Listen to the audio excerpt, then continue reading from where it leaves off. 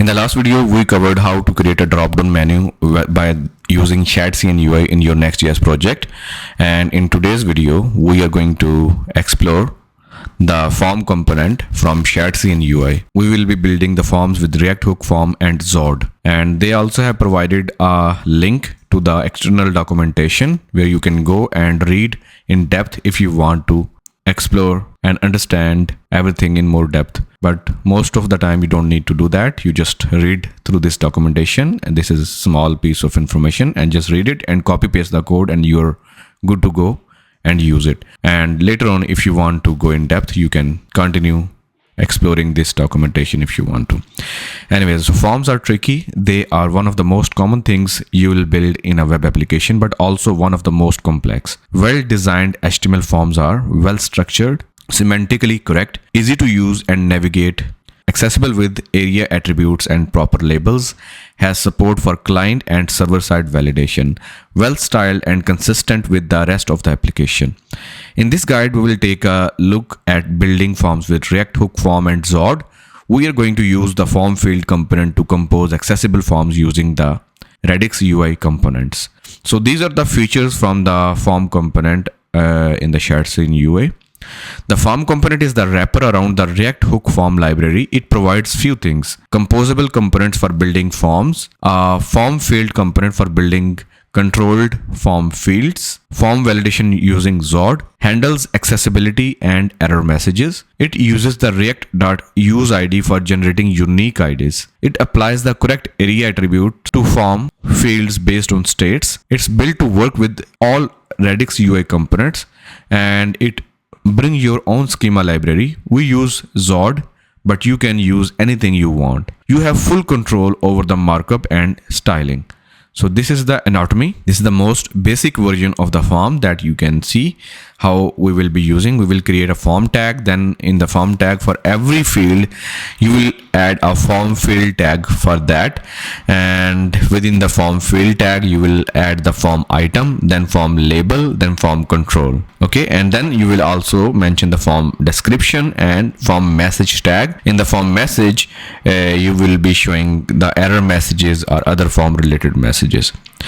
And here in the form field, we will be passing the control, the name, and this is a render function that will take all of this HTML. So this is the basic example. Here you can see in the form description, it just added the hard-coded text that will describe your form field. And in the form message, you don't need to pass anything. It would automatically show the error messages within this component. And here in the input, we are spreading the field that we're getting from the render callback function parameter. And this is how you will be passing the form control. Okay, so let's proceed and see how to install it.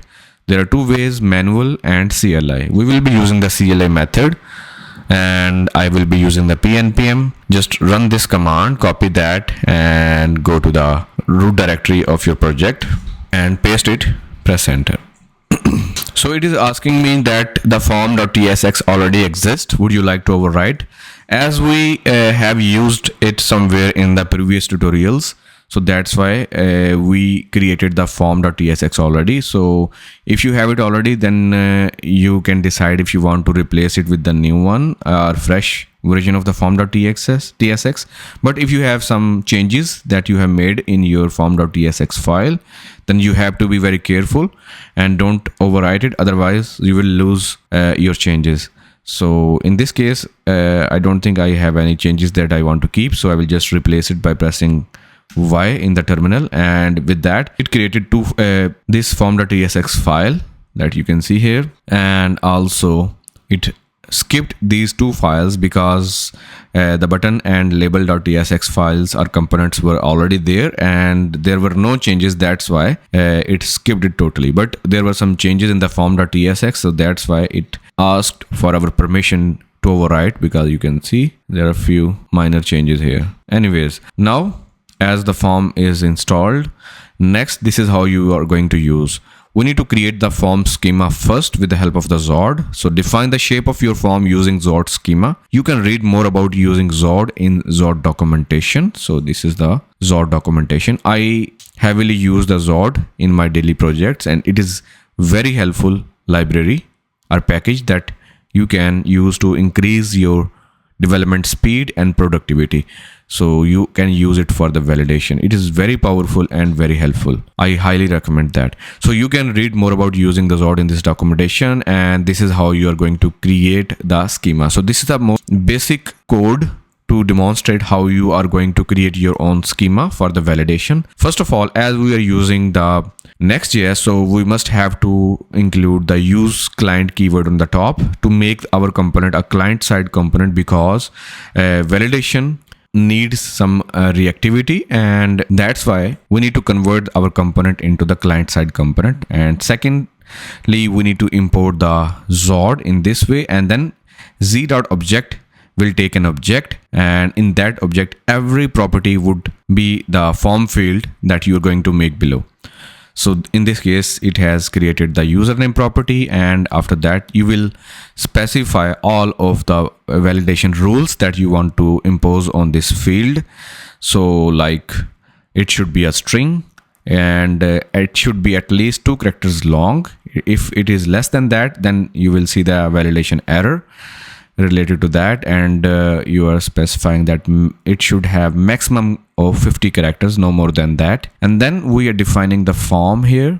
So this is a little bit different example. In this case, for the username, in the minimum function, it has passed a second parameter. And here basically, if you don't like the error message that you're the default error message that you're getting from the Zod, you can customize that error message. So in this way, you pass an object and replace the value of the message with your own custom message that it is saying user must be at least 2 characters long. So it can be anything, you can change it. So this is how you are able to customize your error messages very easily. After that, you would notice that it has imported the use form hook from the React hook form, and also it has imported the Zod resolver. Now the first step is define your form, and we will be using the use form hook, and here we are passing the type of the form. You don't have to create your interfaces manually because you already have defined your schema. You can very easily convert it into a type or interface that you will be able to use later. So below, when you will be using, it would give you type suggestions out of the box like you get from the interfaces of TypeScript. In the use form function, we need to pass an object, and within that object we need to pass the resolver property default values. Okay, in the resolver property would take the Zod resolver, and so this is the way you integrate the Zod with the React hook form. And within Zod resolver, we are passing our Zod schema that we have defined above. And here in the default value, you can specify all of the properties or field properties or field names that you have created above to give it the default value. By default, we kept it empty. And in the second step, we need to define the submit handler. So whenever user will hit the submit button, this function would be executed every time, and we will be getting the values of that form automatically. And we know that what are the types. The types are the type of the form schema. So you can easily extract all of the types of your form schema by using z.infer function. So in this, this value will be type safe and fully validated. So here it is saying that since form field is using controlled component, you need to provide a default value for the field. To understand further in depth, you can see the React hook form documentation to learn more about the controlled component here. So this is the related part of this documentation. Next, we are going to build the actual form. Okay, and if you copy and paste this code, then it is going to look like this. Okay, you can see it is fully validated when you hit the submit button without adding anything. The name of the field or label would become red, and you will see the error message in the form message tag that we added here. Okay, so now let's quickly copy this piece of code and use it as it is. So copy it, and here in the app I have created a demos folder. Here I can create a new file form demo.tsx and paste it as it is. So this is not the complete code. They are expecting from us to use the same code that was specified here. So we created the form schema, but we did not use it yet. So let's copy the code that would be defining our form here. So let's do that in the form profile form component, our function. I have pasted this code and the onSubmit function is still missing. Let's copy that. Now all of the errors are gone. Now we have to use it. Let me rename the component from profile form to form demo, and let's go back to the page.tsx, and I would replace this component with the form demo, and make sure to add the import statement for the form demo. So after it is added, let's go back to the browser and see how it is looking. So this is what we have. It is exactly same that we saw in the demo on their official documentation. And if you hit the submit, we are getting the validation indicators like username read and this text message, and username must be at least 2 characters. Is coming from the custom message that we defined here. So here, if you don't specify this parameter, second parameter, you can easily skip that. It would still be working, but it would be showing its own default error message. So let me show you. It is still showing string must contain at least 2 characters, but this is not user friendly, so that's why we want to modify that. Username must be at least 2 characters. This error message is being shown in this form message, and this is the label username that we added with the help of the form label component. Everything else would stay same. So let's quickly add an extra field like email as well, and for the email we have another validation function email, and we are customizing the message as well. Now as we just added a new field, so we have to add the default field for that as well, and the default field would be empty default value. And now let's quickly copy paste this piece of code and add our new field with the name email. Make sure to add email in the name and the label, and here I have updated the form description as well. Now you can see we have both username and email. If you hit the submit, both are working. Validation is working for both of these form fields, and both are showing different error message that are coming from message property here.